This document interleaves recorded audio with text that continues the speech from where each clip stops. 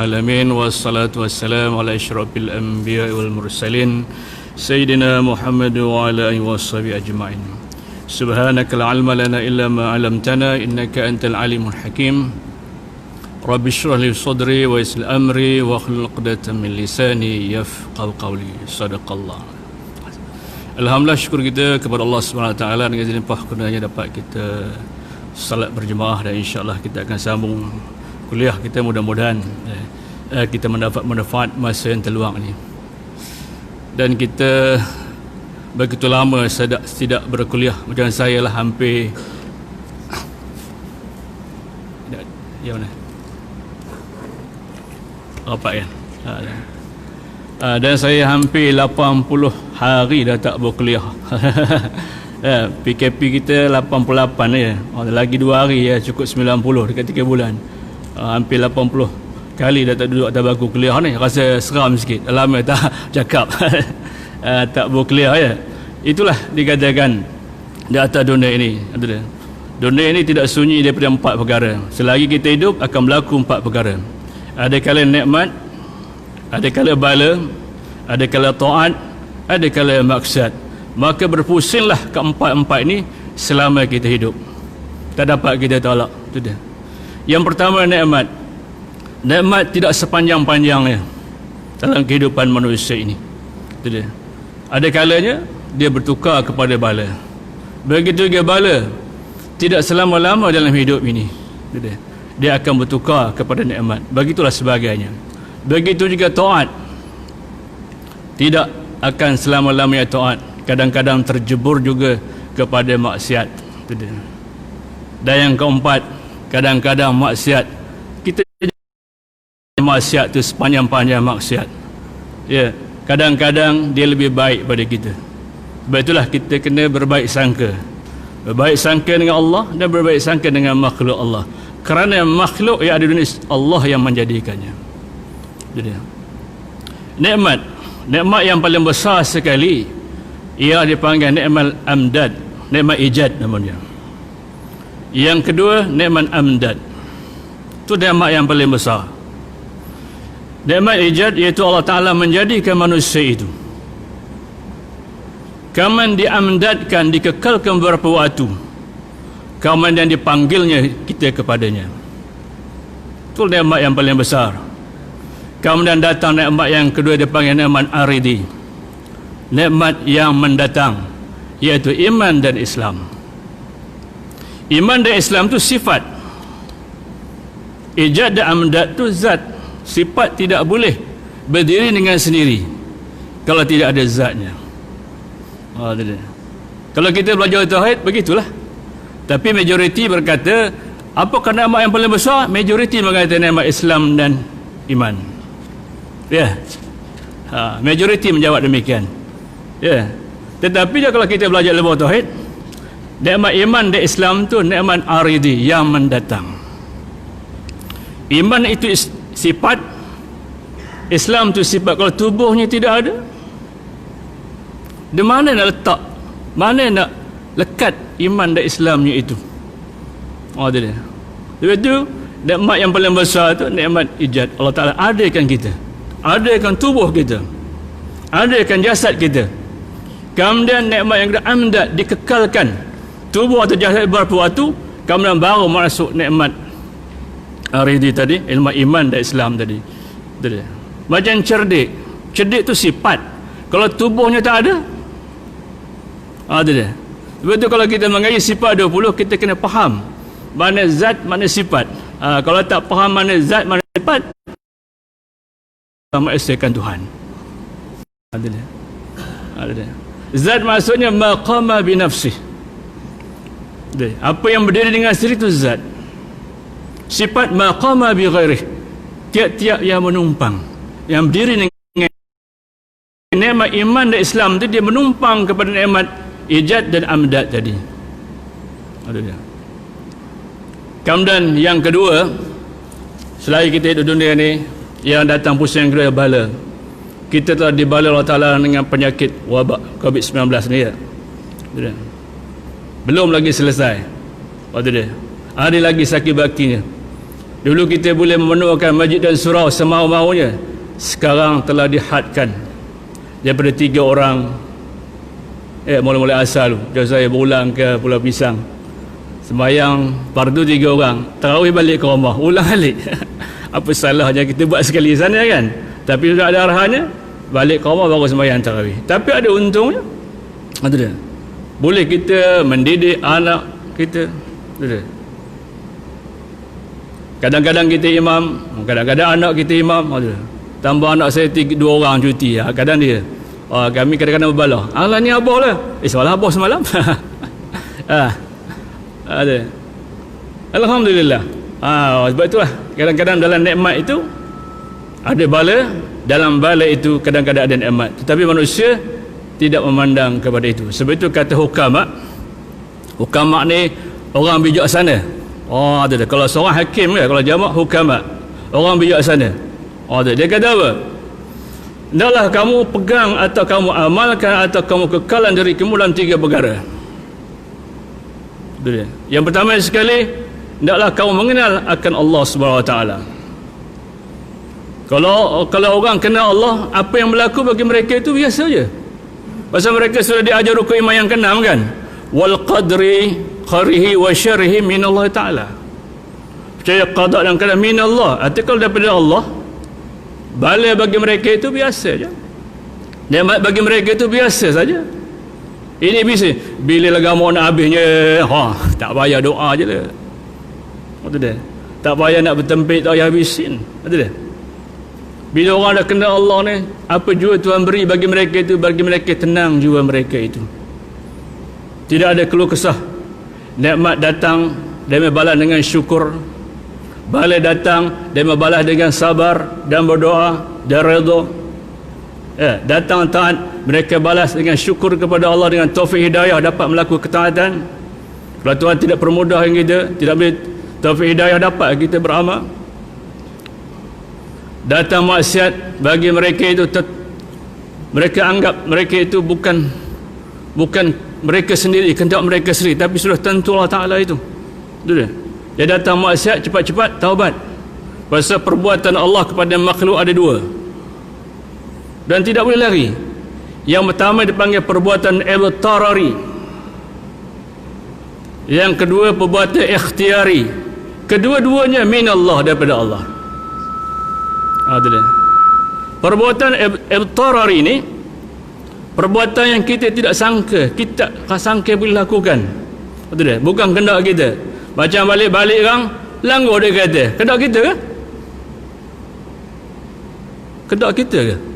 Tentu tak balik tu dah elok sedia, tentu lentak dia orang. Itu bukan kehendak kita. Semua daripada Allah. Betul dia? Tak dapat kita nak melawan takdir Allah. Betul dia? Atau sedang berjalan timpa buah kelapa. Betul dia?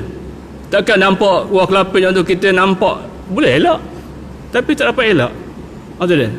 Yang kedua perbuatan ikhtiar lah, yang bergantung kepada dosa dan pahala. Kita boleh dan perbuatan ikhtiari. Perbuatan ibtarari tidak dikira berdosa jika seorang itu kena padanya kerana bukan usaha ke dia. Tetapi perbuatan ikhtiari, dia bergantung kepada usaha dan ikhtiar dia, maka dikira pahala dan dosa jika kita melakukannya. Sebab itulah bila seorang itu sudah mengenal Tuhan tadi, ayyarifa khaliqahu, dia telah mengenal penciptanya, bagi mereka itu hidup mereka biasa, tenang saja. Ada dia. Pasal mereka tahu segala perbuatan itu tidak boleh berlaku, sama ada perbuatan ibtarari atau perbuatan ikhtiari, semuanya minallah. Kemudian hukama berkata yang kedua, dia kata kekalkan dalam diri kamu atau bawa diri kamu sampai bila-bila. Ialah yang kedua, mengenal mana mudarat, mana manfaat. Kita kena jadikan diri kita ni dalam hidup kita ni, bila sudah kenal Allah, mana yang mudarat, mana manfaat. Yang mudarat boleh menyebabkan sakit atau berdosa. Yang manfaat boleh menyebabkan dapat pahala.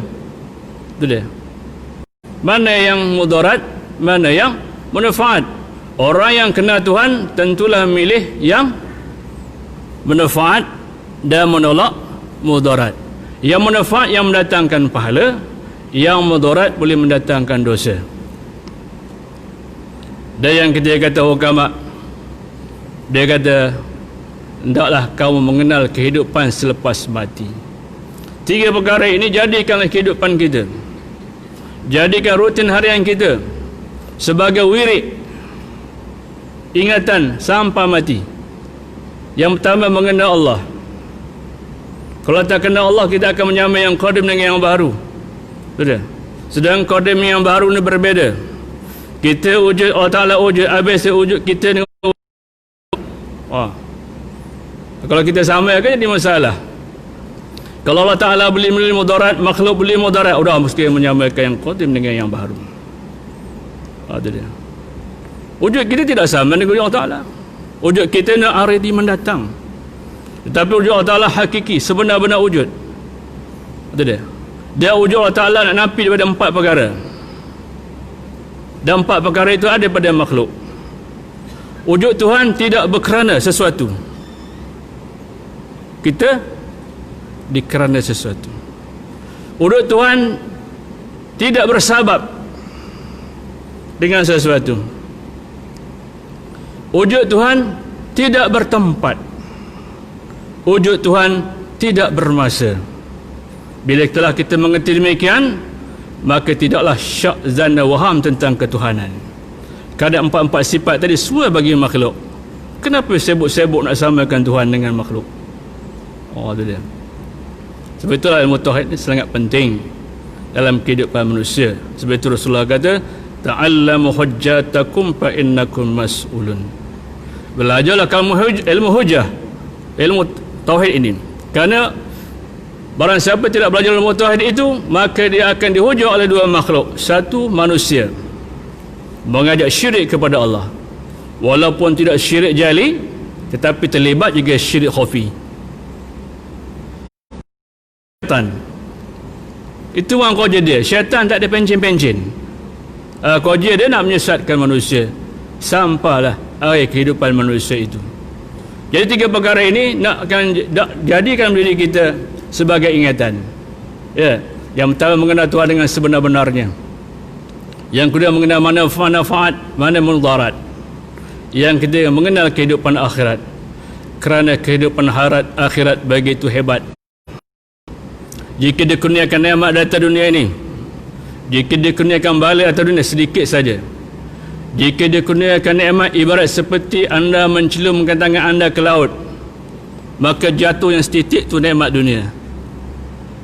Banyak lagi tinggal di laut itu. Jika dikurniakan bala bencana pada kita daripada muda sampai kedua, bala itu kecil saja jika dibanding akhirat, ibarat seperti seekor nyamuk saja. Nyamuk darah saja. Tetapi bahaya akhirat ibarat seperti harimau.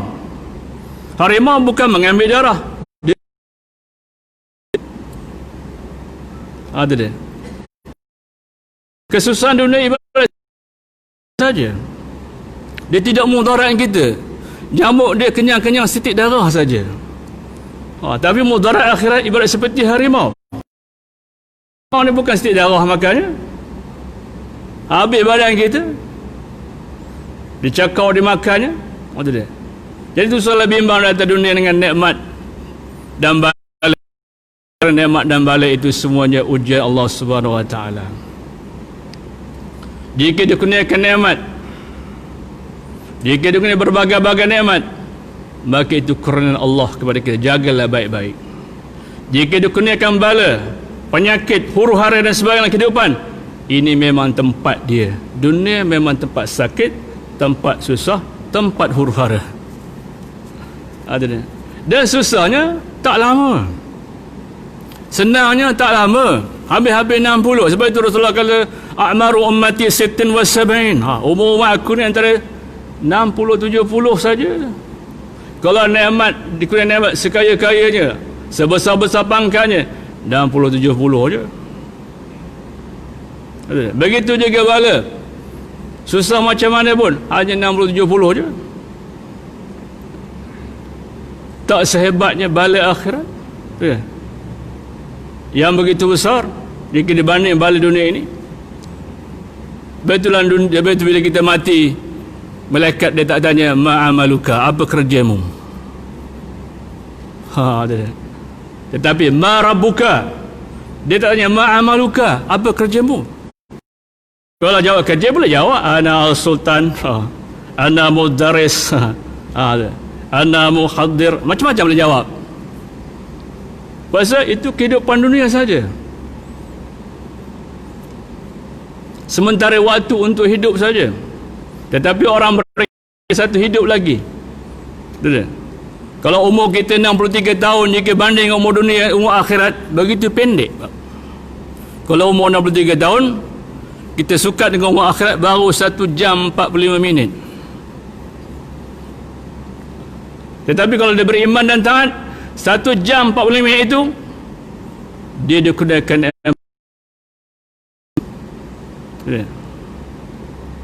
kehidupan yang hebat. Sebab itulah surah Sajadah ayat kelima Tuhan mengatakan satu hari akhirat semacam bertahun. Ayat kelima, fi yaumin kana miqdaruhu alf sanati mimma ta'udun. Pendek sangat. Satu hari akhirat ibarat seperti 1000 tahun. Wah, bayangkan azabnya, seksaan satu hari macam 1000 tahun jika dibanding dengan dunia ini.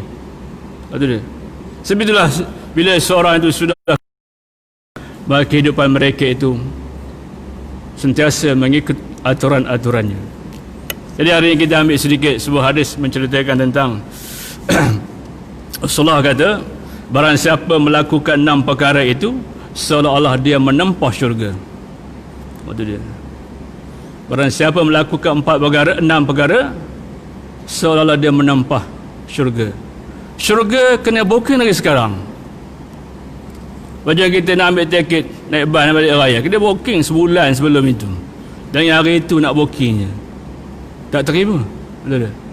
Jadi 6 perkara barang siapa melakukan seolah dia menempah syurga. Betul. Kita baca terjemahan bahasa kita masih pendek. Betul. Dia kata barang siapa menghimpun 6 perkara berarti dia telah membiarkan syurga untuk dicari, dan neraka untuk dielakkan. Yang pertama, kemudian mentaatinya. Yang kedua, mengenal syaitan sebagai musuh Allah, kemudian menderhakainya, tidak mengikut dia. Dan yang ketiga, mengenali akhirat, kemudian membekali dirinya untuk menuju ke sana. Dan yang keempat, mengenal dunia, kemudian meninggalkannya. Kelima, mengenal pasti perkara hak, ini kebenaran, kemudian ia mengikutnya. Dan yang keenam, mengenali kebatilan, kemudian ia mengelaknya. Jadi kata Rasulullah, barang siapa mencari 6 perkara ini atau beramal dengan 6 perkara ini, seolah-olah dia telah menempah dirinya ke syurga. Jadi kita kena tempah syurga itu. Kerana 6 perkara ini tidak boleh dilaksanakan kecuali orang itu beriman kepada Allah. Pusing kena Allah juga.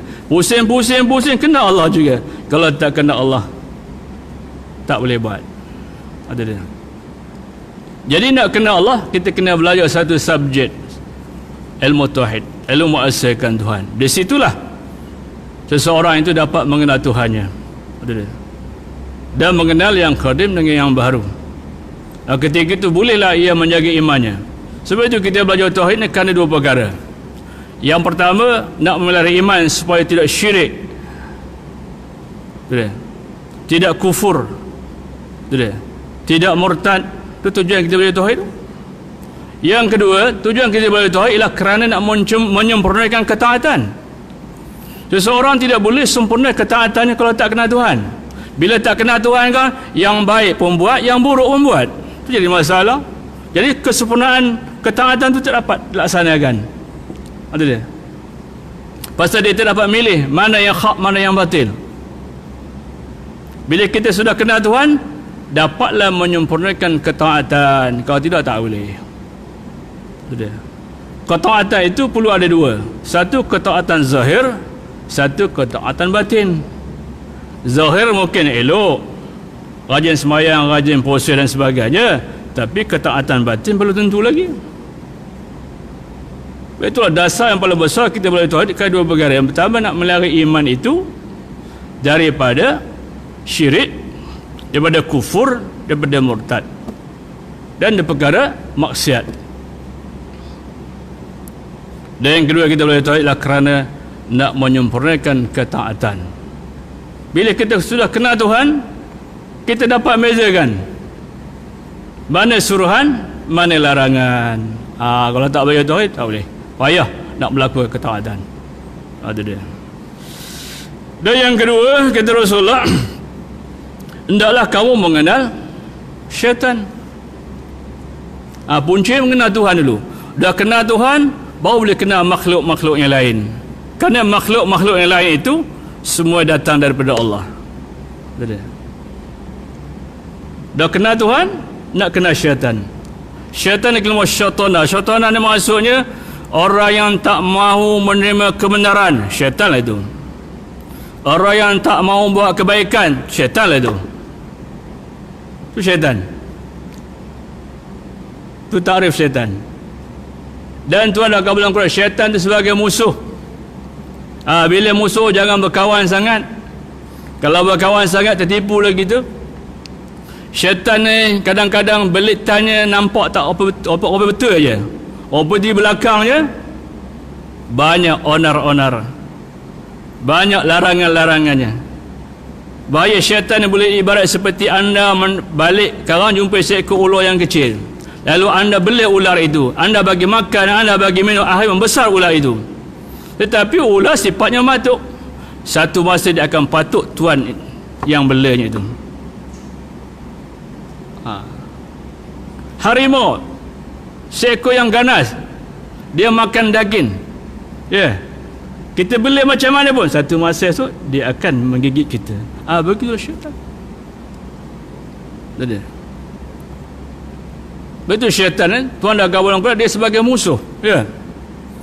Inna syaitana lakum aduwwun. Aduwwun. Syaitan ni sebagai musuh. Jadi kalau musuh, kita kena berhati-hati. Kalau tidak, dia akan menipu kita. Dia menipu berbagai cara. Kadang dengan ilmu kita, kadang dengan amal kita, kadang dengan harta kita, kadang dengan anak bini kita, kadang kawan-kawan kita. Dia menipu berbagai sudut. Itu dia. Jadi kita sebagai hamba Allah yang hina ni, yang lemah ni, tak mampu untuk menolaknya. Jadi kalau tak mampu, macam mana kamu ya? Bermohonlah kepada Allah, berlindunglah kepada Allah. Jangan lawan syaitan tu. Syaitan tu tak nampak. Kau nampak boleh kita sekih dia, boleh sepak dia, tapi tak nampak. Kita berlindung kepada yang menjadikan syaitan itu. Jangan kita lawan. Bacalah auzubillah selalu. Itu dia. Macam tuan-tuan pergi kebun Cina. Cina tu baik dengan kita, tanam blok sayur di dekat belakang tu. Dia kata, Haji, kalau awak mau makan sayur bagus-bagus punya, datang kebun saya. Saya boleh bagi sayur yang fresh. Kita pun sampai kebun sayur dia, 10 ekor anjingnya. Keng kong kong kang kong kang kong kang kong kang. Kata kita, kamu sepak kan? Seekor boleh, yang 9 lagi? Seekor boleh kita sepak, yang 9 lagi? Tu usahlah lawan anjing tu. Panggillah tuan punya anjing itu. Acung, aku dah sampai. Kamu kata ada sayur segar ke tak? Bila Acung keluar, kata kaca Acung ni, kumbah 10 ekor. Baru tengking sikit je, dah lari. Begitulah syaitan, tak boleh kita lawan. Kita bermohon kepada yang menjadi syaitan itu. Itu dia. Ya Allah, aku berlindung denganmu daripada syaitan yang derajam. Sentiasa bermohon. Ini mohon tak nak. Itu dia. Tak rajin berdoa lah. Itu dia. Kalau tidak rajin berdoa, seolah kita rela dengan apa yang ada. Kalau kita rela dengan apa yang ada, mungkin takut tak tahan besok. Tegak okey-okey lah, satu masa tak tahan dengan cubaan-cubaan. Itu dia. Itu yang kedua, mengenai syaitan. Dan yang ketiga, mengenal dunia. Itu dia. Kenal dunia dulu. Apa itu dunia? Tuhan dah kabul dalam Quran, ad-dunya mata'ul ghurur. Dunia ni medan tipu daya. Tuhan dah kabul dah. Atau kalau medan tipu daya, kamu kena waspada lah. Pasal banyak kita tumbang dengan tipu daya dunia ni. Sebab harta, semayang tidak. Sebab pangkat, kita mengundi dengan semau-maunya. Itu dia.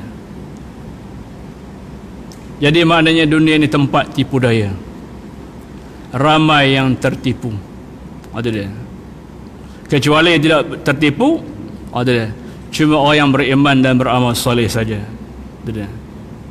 Yang tidak tertipu. Itu Tuhan gambar dalam surah Al-Asr. Ya. Wal asr innal insana lafi khusr. Demi sesungguhnya manusia itu dalam kerugian. Illa allazina amanu, kecuali orang beriman, wa amilus solihat, dan amal soleh. Itu saja. Wa tawasaw bil haq, berpesan dengan yang hak. Wa tawasaw bis sabr, berpesan dengan kesabaran. Ini saja tidak tipu. Dan dunia ini Tuhan kabur tempat untuk berabdikan diri kepada Allah. Wa ma khalaqtul jinna wal ins illa liya'budun. Tidak aku ciptakan jin dan manusia kecuali untuk mengabdikan diri kepadaku. Tuhan kata, aku tak larang kamu ambil dunia semau-maunya, tetapi asasnya kamu mengabdikan diri kepada aku. Betul tak? Ambillah dunia semau-maunya, tapi asasnya bila kamu diturunkan ke dunia ini, asasnya adalah mengabdikan diri kepadaku. Betul tak? Semedang bila buat ketaatan tak ada masa, semayang tak ada masa, puasa tak ada masa, menuntut ilmu tak ada masa. Sedangkan masa itu Tuhan sudah beri sama saja. Orang yang beriman 24 jam, orang yang maksiat 24 jam, orang yang taat 24 jam, orang yang maksiat 24 jam. Tak ada Tuhan pula klasifikasikan. Orang maksiat korang 24 jam, orang taat 24 jam. Tak ada, sama je. Masa sudah cukup. Tidak ada alasan untuk mengelak untuk ketaatan kepada Allah. Satu hari 24 jam, 24 jam, 1 jam 60 minit. Dalam sehari Tuhan kurnia kita 1024 jam kali dengan 60 minit, 1440 minit. Bayangkan, setiap hari. Begitu banyak. Dia kata tak cukup masa untuk solat. Betul. Solat tak makan masa banyak, tuan-tuan. Betul. Solat dalam sehari lebih kurang kita makan masa lebih kurang 22 minit saja. Subuh 2 rakaat ambil 3 minit. Zuhur 4 rakaat ambil 5 minit. Asar 4 rakaat ambil 5 minit. Maghrib 3 rakaat ambil 4 minit. Isya 4 rakaat ambil 5 minit. Jadi dalam sehari semalam solat hanya 22 minit sahaja. Ada berbaki lagi 1440 tolak 22 minit. Berapa berbaki lagi? Daripada 1440 minit. Apa bagi lagi? Ada 1428 minit. Pergilah, pergi Billion ke, pergi Tesco ke, pergi ke mana-mana ke. Tapi yang 22 minit ini janganlah kita tinggalkan. Itu tanda pengabdian kita kepada Allah. Sebab itu Tuhan kata, aku jadi kamu dunia untuk mengabdikan. Yang 22 minit itu janganlah kita tinggalkan. Jadi kita kena perintahkanlah zuriat-zuriat kita itu supaya menyempurnakan solat itu hanya 22 minit daripada 1440 minit. Nak bini, tapi tak jaga bini. Nak anak, tapi tak jaga anak. Jaga bini bukan bagi makan minum je, pakaian dan sebagainya. jaga bini, jaga agamanya. Semayang ke dia? Puasa ke dia? Itu dia. Menutup aurat ke dia? Itu maksud jaga bini. Bukan jaga bini bagi makan minum. Kau bukan bin pun tahu. Tahu tak? Burung belum anak terbang, tanggungnya bagi makan. Bila terbang, pandai-pandai lah. Itu dia. Begitu jaga anak. Bukan hanya bagi makan, bagi duit belanja, bagi handphone, tapi solat kita abaikan. Itu dia. Tak jadi. Jaga anak, jaga agamanya. Semayang 5 waktu beres tak? Daripada kalau 10 orang, pastikan 10 anak tu semua beres 5 waktu. Tuan-tuan rasa bangga ke anak ramah tapi solat tak? Rasa bangga ke? Rasa tak bangga. Tapi kalau anak kita semua solat, insyaAllah kita akan bangga kepadanya. Walau dia harta tidak banyak, walau pangkat tidak besar, hati melihat, sejuk melihat, tenang hati, sejuk mata melihatnya. Pasal bila anak tak solat, besok kita akan ditanya. Itu dia. Sebab itu kita nak dapat anak, nak jaga anak lah, bukan bagi makan minum sebagainya, jaga agamanya. Itu dia. Bila dia sudah solat, insyaAllah dia terpelihara daripada godaan syaitan tadi. Itulah pagar utama. Itu dia. Supaya kita dapat mengenali syaitan itu, pagar utama bila dia solat. Bila solat, insyaAllah. Itu dia. Dan yang seterusnya kata Rasulullah, barang siapa mencari 6 perkara ini, insyaAllah dia dia menempah syurga. Ialah yang keempat, ialah mengenal yang hak. Kita kena mesti mengenal yang hak. Yang hak tu maksudnya tidak bercanggah dengan syarak,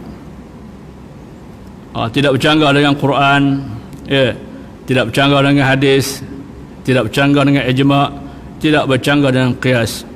Itu dia. Maka kita ambillah yang hak itu, walau yang hak itu pahit untuk melakukannya, tetapi ia memberi manfaat kepada kita. Contohkan Sayyidina Ali, dia kata, buatlah kebaikan walaupun ia kecil, kerana ada rahmat di dalamnya.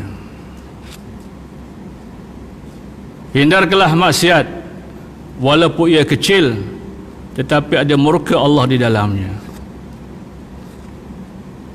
Tak kecil dia, kamu besar sangat. Kamu besar sangat dia. Doyan elok ke elok? Bagus isi tebal, jual mangkuk, jual isinya sikit saja. Ada. Jadi inilah dia antara perkara-perkara yang perlu kita ketahui. Sudah. Dan yang keenam, mengenal yang batil. Yang batil ni yang bercanggah dengan syarak, Quran, hadis, ijma', qiyas, maka hendaklah kita tinggalkan. Jadi kalau kita amalkan 6 perkara ini, yang pertama sekali mengenal Allah, yang kedua mengenal syaitan, yang ketiga mengenal dunia, yang keempat mengenal akhirat. Akhirat lagi belum cerita tadi, akhirat, mengenal akhirat. Akhirat ialah merupakan tempat balasan. Segala amal yang kita lakukan, Tuhan tangguh dulu, besok Tuhan akan bagi. Tuhan hutang dulu, besok dia akan bayar. Dan yang kelima mengenal yang hak, dan yang keenam mengenal yang batil. Yang 6 perkara ini tidak dapat kita lakukan kecuali asas tadi mengenal Allah. Betul. Kalau kita bicara tentang iman, bahagian iman ada 3 kan. Dan bab tu ini esok kita akan belajar pelajaran khusus sendiri akan datang, mungkin bulan depan kot. Ini secara rambang ya. Dan sirfah kita telah menjaga iman 3 bahagian. Tahu apa? Yakin, ainul yakin, hakul yakin. Itu bahagian-bahagian. Kemudian terpecah lagi iman itu kepada 6 jenis. Itu asal daripada yakin, ainul yakin, hakul yakin, terpecah lagi iman itu kepada 6 bahagian. Daripada 6 bahagian inilah yang dapat kita mengetahui untuk kita nak menempuh yang 6 perkara tadi. Yang pertama, jenis iman yang berikut daripada yang 3 tadi, ada 6 bahagian, ada 6 jenis. Yang pertama dipanggil iman mutbu'. Iman mutbu' ni iman yang tetap. Iman yang tetap itu dikurniakan kepada siapa? Tidak bertambah, tidak berkurang. Kepada siapa? Kepada siapa? Iman yang Tuhan kurniakan kepada satu makhluk itu tidak bertambah, tidak berkurang. Itu iman mutbu' namanya. Kepada siapa Tuhan kurniakan? Kepada ini berakidah fil ni. Pada siapa? Makhluk yang bernama malaikat. Malaikat tak ada siapa yang nak mengganggu dia. Pasal dia sudah tetap, tidak bertambah, tidak berkurang. Tidak ada siapa yang mengganggu-gugat dia. Itu iman malaikat. Jenis yang kedua iman dipanggil iman maksum. Iman maksum, iman maksum ini dia bertambah saja, tidak berkurang. Tuhan kurnia kepada siapa? Nabi dan Rasul. Mereka tidak diganggu-gugat oleh syaitan. Kerana Tuhan pelihara iman mereka itu. Dan ia sebagai model untuk kita ikut. Tentulah orang yang terpelihara daripada dosa dan maksiat. Dan jenis iman yang ketiga dipanggil iman makbul. Iman makbul adalah iman yang diterima. Siapa yang Tuhan kurniakan kepada iman makbul ini? Kepada manusia. Tapi iman makbul ini kena usaha. Betul kata Imam Syafi'i, al-imanu yazidu wa yanqus. Nak jadi makbul, nak jadi diterima, iman itu perlu dijaga. Kadang-kadang turun. Nak dapat ke makam makbul, iman mesti naik-naik je. Betul tak? Jangan bagi turun cepat taubat, balik kembali. Betul tak? Iman ini akan menurun kalau tak jaga. Iman ada kala naik, ada kala turun. Ini dikurniakan kepada manusia, jenis iman yang keempat. Dan jenis iman yang kelima, iman yang mauquf. Iman yang terhenti. Tuhan kurnia pada siapa?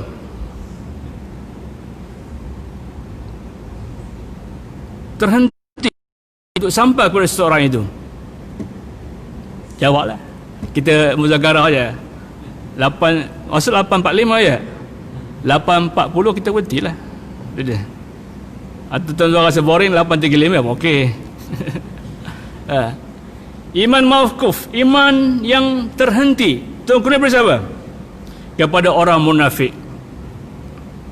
Orang munafik terhenti iman bagi mereka itu. Walau iman ada, tapi iman tak boleh masuk. Siapakah orang munafik yang berpura-pura Islam, tapi pada hakikatnya ia menolak Islam? Itu orang munafik. Orang munafik dipanggil iman mauquf, iman yang terhenti. Dan ia boleh masuk apabila dia buang sifat munafik dalam dirinya. Dan ciri-ciri munafik dah banyak kan? Salah satu daripadanya 3 kata Rasulullah ya. Apabila ia bercakap, dia berdusta. Apabila berjanji, dia mungkir. Apabila amanah, dia beri amanah, dia khianat. Betul dia. Arba'un man kunna fihi munafiq. Ada 4. Yang keempat, apabila ia bergaduh, berbahas, sehingga menyebabkan perbalahan yang begitu besar. Jadi kalau ada salah satu daripadanya, iman seseorang itu terhenti, walaupun ia semayang, walau ia berpuasa, walau ia taat, iman yang terhenti, tak termasuk ke dalam. Betul. imannya terhenti, tak dikira. Itu dia. Bukan hanya memandang zahir saja. Itu dia. Sebab itu kalau kita belajar tasawuf, itu dia, manusia di sisi ketaatan terbagi dua. Yang pertama dia panggil golongan yang hamba yang muhibban. Yang kedua dia panggil hamba yang mahbuban. Dia berbeza. Satu muhibban, satu mahbuban. Hamba yang muhibban ni, dia kasih kepada Allah, tapi Allah tak kasih kepada dia. Pasal apa? Sifat munafik dalam dirinya.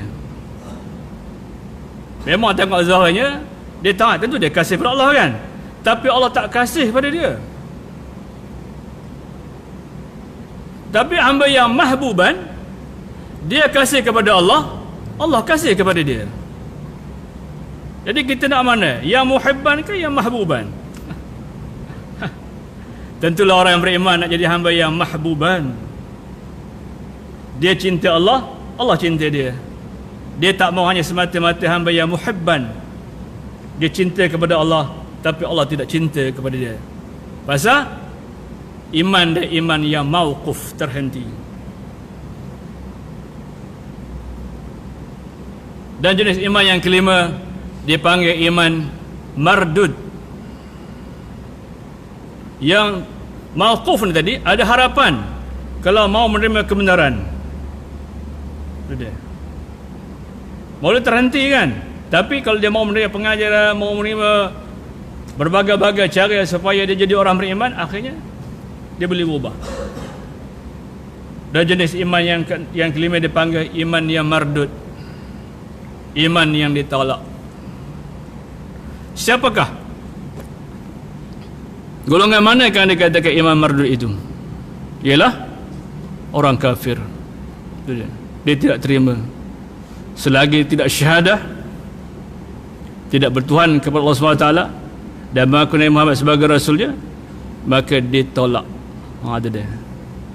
Jadi jenis-jenis iman yang 6 ni tadi tidak akan dapat masuk di seorang itu, ya, kalau kita tidak belajar satu persatu. Ada dia. Kena belajar satu persatu. Ada dia. Boleh ingat balik? Kita ulang balik. Jenis-jenis iman ada 6. Yang pertama, iman apa? Mutbu'. Yang kedua, iman maksum. Yang ketiga, iman makbul. Yang keempat, iman mauquf. Yang keenam, 5 yang kelima. 5 ke 6? 5 ya. Iman mardud. Jadi dapatlah kita klasifikasikan. Janganlah kita berada iman yang mauquf dan iman yang mardud. Kita mesti berada iman yang makbul, yang diterima. Dan iman diterima itu tadi mesti diusahakan. Betul kata Imam Syafi'i, dia kata al-imanu yazidu wa yanqus. Iman tu akan bertambah sebab taat dan akan berkurang sebab maksiat. Jadi kita berusahalah untuk supaya taat dan menghindari maksiat. Tapi manusia bukan maksum. Ya, kadang-kadang terpalit juga. Ya. Manusia ni musuhnya banyak. Musuh manusia ada 4. Nak mengekal iman yang makbul ini, musuhnya ada 4. Musuh manusia ni, yang pertama syaitan, yang kedua makhluk, yang ketiga dunia, yang keempat apa? Saya dah bagi clue dah. Yang keempat apa? Musuh dunia ni untuk mengekal iman yang makbul tadi ada 4. Pertama syaitan, yang kedua makhluk, yang ketiga dunia, yang keempat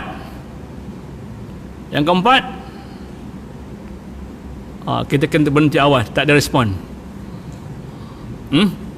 Yang keempat, kalau tuan-tuan tak tahu musuh ni, kena tipu sajalah jawabnya. Sudah. Kena tipu saja. Kalau tak ada agama, kalau cerdik, Menipu orang je. Kalau tak ada agama, bodoh, kena tipu saja. Musuh manusia yang keempat apa? Kita ulang sekali lagi. Yang pertama, syaitan. Yang kedua, makhluk. Yang ketiga, dunia. Yang keempat, kita terpaksa henti hawa sikit lah. Yang keempat, nafsu. Inilah musuh manusia yang menegah supaya iman kita menjadi iman yang makbul tadi. Kita kenali baik-baik syaitan siapa dia, makhluk siapa dia, dunia siapa dia, nafsu siapa dia. Bila kita kenal demikian, insya-Allah iman makbul ini dapat berkekalan dalam diri kita. Ya, cukup sekadar itu. Mudah-mudahan apa yang kita belajar hari ini, walaupun tak dapat semua, sekurang-kurang dapatlah sikit ya. Ya, dapat sikit ada dia. Cukuplah sekadar itu untuk hari ini. Dan insyaAllah kita sambung di siri akan datang. Jadi saya minta maaf lah kalau telinga rasa tak tahan, minta maaf lah. Ya, saya kalau mengajar biar sampai terasa. Itu dia.